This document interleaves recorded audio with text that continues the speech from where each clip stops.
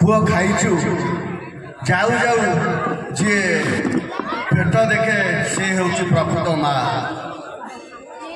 माँ खोजे पेट स्त्री खोजे पकेट एटा हूँ सत कथा सब माँ पेट को खोजुला से माँ आज आमको पर कर चली जाइए एक विराट शून्यता आउ से मार आत्मार सद्गति कामना करुचु। जय जगन्नाथ जय माँ।